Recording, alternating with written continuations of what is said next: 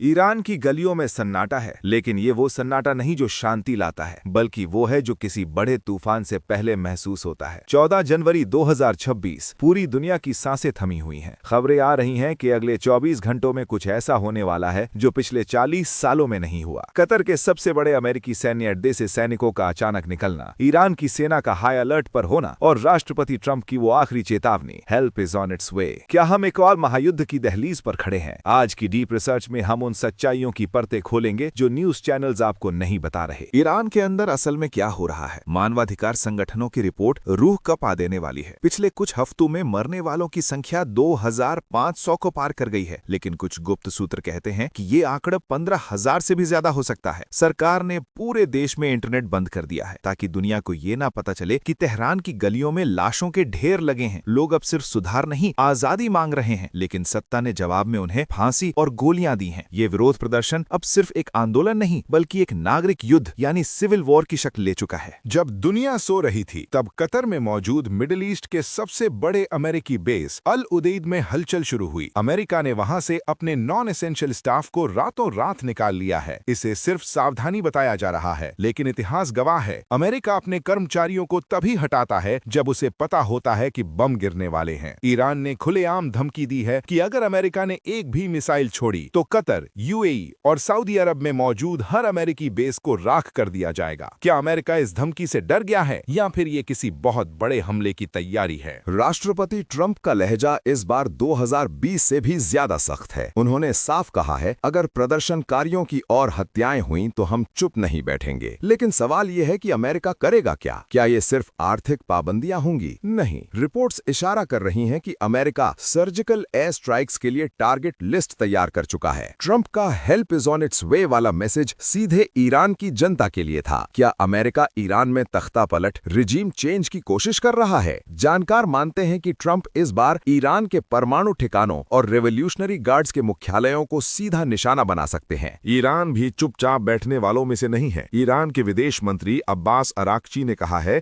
कि वो युद्ध के लिए भी तैयार है और बातचीत के लिए भी, लेकिन असल खतरा प्रॉक्सी वॉर का है। अगर युद्ध छिड़ा तो लेबनान से हिजबुल्लाह और यमन से हूती विद्रोही पूरे मिडिल ईस्ट को आग की लपेट में ले लेंगे। भारत के लिए ये स्थिति सबसे ज्यादा चुनौतीपूर्ण है। ईरान के साथ हमारे चाबहार पोर्ट और ब्रिक्स जैसे महत्वपूर्ण प्रोजेक्ट्स दांव पर लगे हैं। अगर तेल की सप्लाई रुकी तो पूरी दुनिया की अर्थव्यवस्था चरमरा जाएगी। घड़ी की सुइयां भाग रही हैं। रॉयटर्स और इजरायली सूत्रों का दावा है कि अमेरिका अगले 24 घंटों में फैसला ले सकता है। क्या ट्रंप वाकई युद्ध का बटन दबाएंगे या फिर ईरान आखिरी वक्त में झुक जाएगा? सच्चाई ये है कि ईरान के लोग अब मौत से नहीं डरते, और जब किसी देश की जनता डरना छोड़ दे तो वहां की सत्ता का गिरना निश्चित हो जाता है। आपको क्या लगता है, क्या अमेरिका को ईरान के आंतरिक मामलों में दखल देना चाहिए या फिर ये एक और वियतनाम या अफगानिस्तान जैसा दलदल साबित होगा? अपनी राय कमेंट्स में जरूर लिखें। अगर आप चाहते हैं कि हम इस पर लाइव अपडेट्स लाते रहें तो सब्सक्राइब बटन दबाना न भूलें। सजग रहें, सुरक्षित रहें।